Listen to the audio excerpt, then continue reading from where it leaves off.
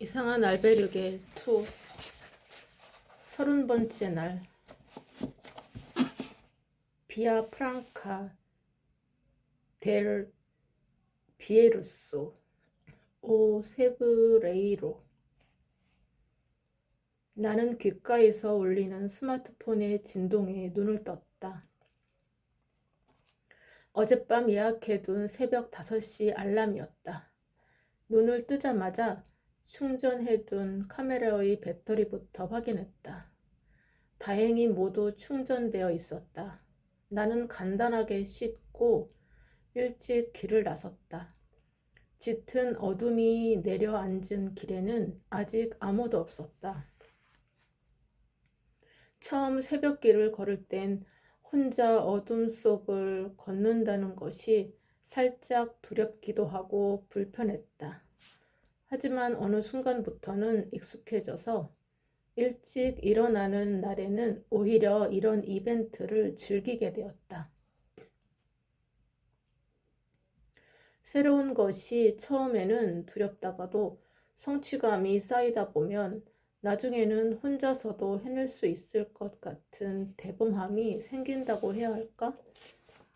나는 충전기와 장비들을 챙겨서 순례길을 힘차게 걷기 시작했다. 얼마쯤 걸었을까?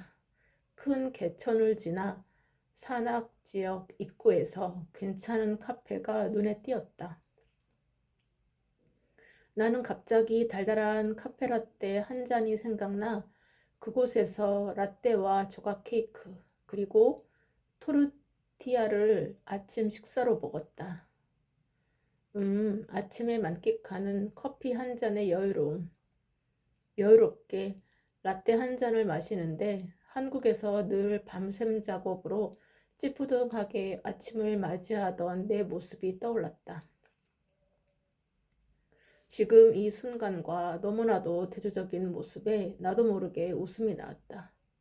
하지만 이것도 잠깐의 여유로움에 불과했다. 길을 나서자 오르막길이 계속 나타났고 배가 대 발카르스의 마을을 지나 루이 텔란에서부터는 본격적으로 가파른 경사가 시작되었다. 이제는 자그마한 마을과 함께 목장이 눈에 많이 띄었는데 말과 소의 배설물 냄새가 지독했다. 숲길을 걷기 시작한 이후부터는 체력이 떨어지기 시작했다. 나는 라구나 데 카스티아 마을에 도착해 잠시 숨을 고르며 쉬어가려고 했다. 배낭에서 물병을 꺼내 물을 벌컥벌컥 마시고 있는데 근처에서 비명 소리가 들렸다. 아, 이게 뭐야? 한국 여자인 것 같았다. 상황을 보아하니 아무래도 소똥을 밟은 것 같았다. 옆에서 또 다른 여자가 괴로운 듯 손으로 코를 쥐어 잡으며 말했다. 어떻게 해? 이 상태로는 냄새가 너무 심해서 숙소까지 가기가 힘들겠는데? 이곳은 길 곳곳에 소똥이 떨어져 있어서 조심스럽게 걸어야 하는데 여자가 모르고 밟은 듯 했다. 그때 뒤에서 올라오던 한 남자가 그들을 향해 다가갔다. 도와드릴까요? 라틴계 남자가 곤경에 처한 여자들을 보니 관심이 갔던 것 같았다. 그는 그녀의 신발을 가지고 가서 나무 막대기로 신발 밑창 사이에 낀 이물질을 꼼꼼하게 제거한 후 생수로 깨끗하게 씻었다. 우와, 너무 친절하시다. 감동을 받은 두 여자가 그 남자에게 인사했다. 땡큐, 땡큐. 옛말에 길 가다 똥 밟으면 재수가 좋다고 했는데 저 여자들은 정말 재수가 좋은 것 같았다. 저렇게 상냥한 사람을 길에서 만났으니 나는 인종과 상관없이 오가는 순례자들의 친절함 속에서 훈훈함을 느꼈다. 그러고 보면 동양인들은 유럽 국가에 가면 차별을 많이 받는다는 말을 들은 적이 있었다. 하지만 저들의 모습에서 나는 인종차별을 전혀 느낄 수 없었다. 나도 동양인이었지만 지금까지 순례자들 사이에서 인종차별을 받은 적이 없었다. 오히려 서로 도와주지 못해 안타까워했던 적이 있었다면 모를까. 이 길 위에서만큼은 모두가 한마음으로 같은 목적지를 향해 걷는 순례자였다. 하지만 순례길을 벗어난 세상에는 차별이 엄연히 존재했다. 차별이란 언제, 왜 생기는 것일까? 어쩌면 차별은 사회에서 잘난 체 하는 사람들 때문에 생기는 일종의 부작용 같은 것이 아닐까? 다음 질문 알베르게에 도착하면 차별에 대해서 질문해 볼까? 나는 라구나 데 카스티아에서 쉬면서 점심을 먹고 얼마 남지 않은 마지막 오르막길을 계속 올랐다. 목적지까지 얼마 남지 않았다는 생각에 열심히 걷고 있는데 무릎에서 통증이 조금씩 느껴지기 시작했다. 그래도 쉬면 더 힘들 것 같아 계속 오르는데 숨이 점점 차고 여유롭게 풍경을 바라보던 시선은 점점 바닥으로 뚝뚝 떨어졌다. 나는 어깨가 잔뜩 처진 채 바닥만 보고 걸었다. 바닥에는 순례자들이 낸 스틱의 흔적들이 수없이 나 있었다. 아마 내가 오르기 전에도 많은 순례자들이 나처럼 힘들게 이 길을 올라갔겠지? 스틱 자국을 남기며. 순간 모든 고통에는 스크래치가 남아있다는 생각이 들었다. 사람도 상처를 받으면 마음 어딘가에 스크래치가 남아있을까? 순례자들의 스틱 자국을 보니 지금까지 내가 살아오면서 받은 마음의 상처들도 내 안 어딘가에 자국으로 남아있을 것 같다는 생각이 들었다. 그리고 내가 누군가에게 남겼을 상처들도 함께 떠올리게 되었다. 나는 그동안 사람들에게 어떤 마음의 상처를 주었을까? 이 질문을 나에게 던지니 부모님과 여동생, 헤어진 여자친구가 먼저 떠올랐다. 그리고 지금까지 나와 관계했던 수많은 사람들의 얼굴들이 파노라마처럼 지나갔다. 과거의 잘못에 대해 후회가 밀려왔다. 앞으로는 사람들에게 상처 주는 말보다는 용기와 희망을 줄 수 있는 말을 해야겠다는 생각이 들었다. 나는 잠시 허리를 숙여 가쁜 숨을 골랐다. 그러고 나서 다시 고개를 들고 힘차게 걸었다. 옆에서 한 순례자의 목소리가 들렸다. 어휴, 다시 시작이구먼. 걸을수록 가파른 경사가 계속 나오니 순례자들도 힘이 많이 붙인 것 같아 보였다. 그래도 순례자들은 페이스를 잃지 않기 위해 쉬지 않고 말없이 꾸준히 올라갔다. 스마트폰 시간을 확인해 보니 오후 3시 13분이었다. 일몰까지는 아직 5시간이나 남아 있었다. 지금부터는 서두르지 않고 천천히 쉬면서 가기로 했다. 세브레이로에 이르는 길은 매우 건조하고 황량한 길로 순례자들에게는 고통과 환희를 한꺼번에 선사하는 길이라고 알려져 있었다. 정상이 가까워오자 순례자들의 발걸음은 더욱 빨라졌다. 아까부터 계속 힘들다고 투덜대던 순례자가 어느새 내 옆으로 다가와서는 들으라는 듯이 혼잣말로 중얼거렸다. 너무 힘이 드는구먼. 천천히 올라가야겠군. 나는 소리가 들리는 쪽으로 고개를 돌렸다. 그런데 힘들다고 연신 말하던 그는 탄탄한 근육질의 우람한 체구였고 스틱을 쥔 모습은 영락없는 프로였다.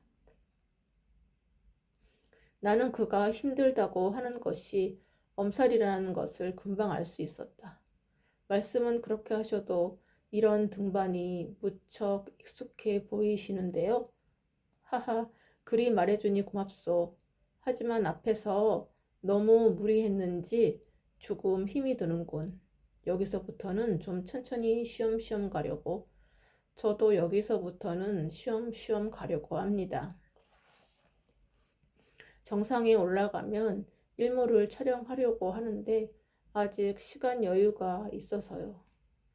아하, 촬영하려고 하는군. 나는 여기 정상에 올라가서 캠핑할 거라네. 그와 말동무하며 올라가는 것도 나쁘지 않을 것 같았다. 그의 이름은 존. 스페인 출생이지만 부모님은 유대인으로 지금은 여행을 다니며 트레킹을 한다고 했다. 그동안 존은 미국의 존 뮤어 트레일, 캐나다의 웨스트 코스트 트레일 등 세계의 유명한 트레킹 코스들을 많이 다녀보았다면서 자신의 경험담을 늘어놓았다. 존, 그런데 말이에요. 트레킹과 그냥 걷는 것은 어떤 차이가 있나요? 그에게 나는 솔직하게 궁금한 것을 물어봤다. 트레킹은 꼭 산이 아니어도 되지. 어떤 길이든지 내가 어떤 목적을 가지고 걷는다면 그것이 트레킹이라네. 어떤 길이든 좋지. 상상력을 펼치며 걷는다면 그것이 트레킹이지. 그냥 나의 건강을 위해 바람을 쐬기 위해 걷는다면 산책 정도가 되겠지만 어떤 모험과 도전 의식을 가지고 걷는다면 그것이 바로 트레킹이지. 이처럼 걷는 것과 트레킹의 차이는 그 목적이 어디에 있느냐에 따라 다르다고 보면 된다네. 그런 차이점이 있군요. 자네는 어떤 목적을 가지고 이 길을 지금 걷고 있는가? 새로운 세상을 탐구하고자 하는 도전 의식이 있는가? 만약 목적이 있다면 지금 자네는 트레킹하고 있는 거라네. 처음에는 출장으로 왔지만 이제는 존의 말처럼 나도 세상을 탐구하고자 하는 도전 의식이 생긴 것 같았다. 그럼 나도 트레킹을 하고 있는 거네? 이런 생각이 들지만 나는 존에게 멋쩍게 웃으며 대답했다. 하하, 저는 순례길에 대해 좀 더 알아보려고 왔어요. 사람들이 왜 이 길을 걷는지, 또 어떤 사람들이 걷는지 등을 인터뷰하면서 말이죠. 그런데 걷다 보니 저에 대해서도 많은 생각을 하게 됩니다. 아주 멋진 일을 하는군. 그렇다면 자네도 이미 트레킹하고 있는 것이네. 존은 나의 대답이 마음에 든 듯 아주 좋아했다. 오 세브레이로를 향해 올라가는 길에 레온주와 갈리시아주의 경계를 나타내는 갈리시아주 경계석이 보였다. 경계석을 지나 조금 더 올라가니 오 세브레이로 마을이었다. 존은 마을을 지나 우든 크로스가 있는 꼭대기까지 올라간다고 하여 나는 알베르게에서 체크인한 뒤 그곳으로 향했다. 우든 크로스가 있는 언덕에 오르자 사방이 시원하게 펼쳐졌다. 존은 이미 텐트를 치고 있었다. 나를 발견한 존은 손을 흔들며 반겨주었다. 오, 시원하군. 커피 한 잔 하겠나? 안 그래도 지금 막 물을 끓이려던 참이었다네. 아, 좋죠. 잠시만요. 카메라부터 설치해 놓고 마시면 어떨까요? 물론 괜찮지. 천천히 오게나. 나는 일몰 촬영을 위한 카메라 세팅을 마치고 존의 작은 텐트로 갔다. 텐트 앞에 놓인 작은 의자에 앉아 존이 물을 끓이고 있었다. 나는 반대편 의자에 앉았다. 그리고는 카메라 가방 앞주머니에서 노란색 커피 스틱 2개를 꺼내어 존에게 내밀었다. 이 커피 스틱은 한국에서 챙겨왔지만 스페인 커피가 맛있다 보니 꺼낼 일이 없어 가방 속에 고이고이 담아두고만 있었다.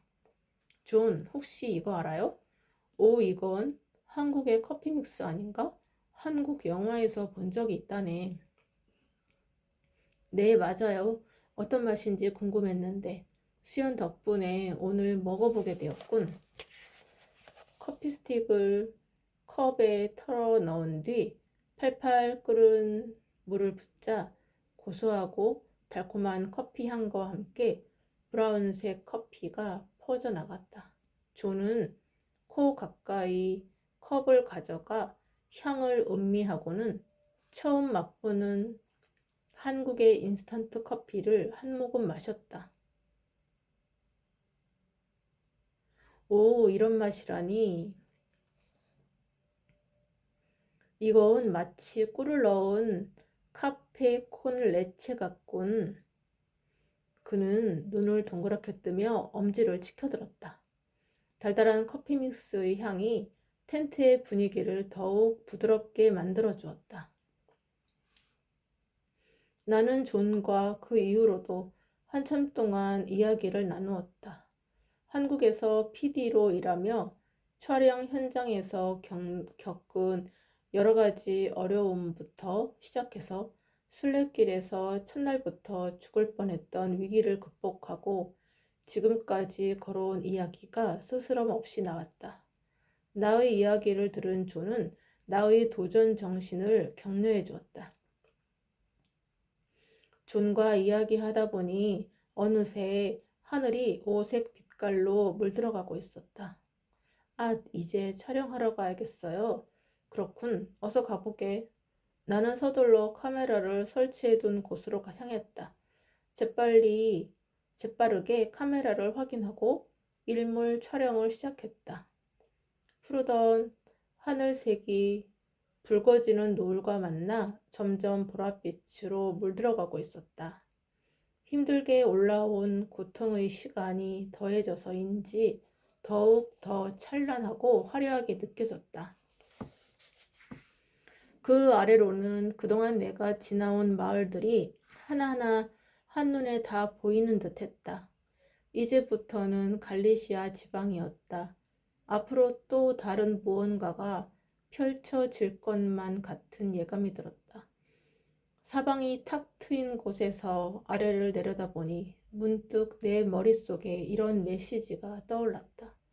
똑같은 행동을 할지라도 그 목적과 방향성이 다르다면 그것은 다른 행동이다.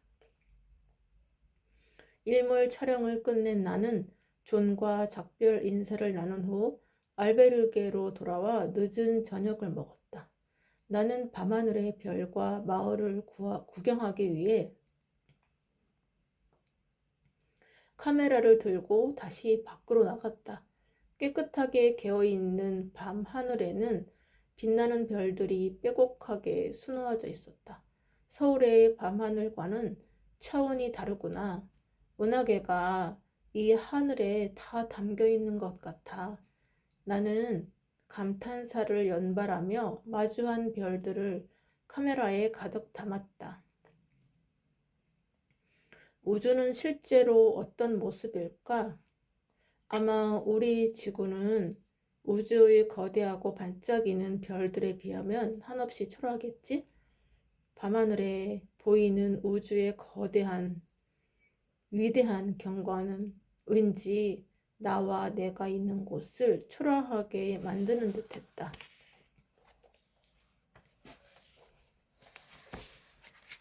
감사합니다.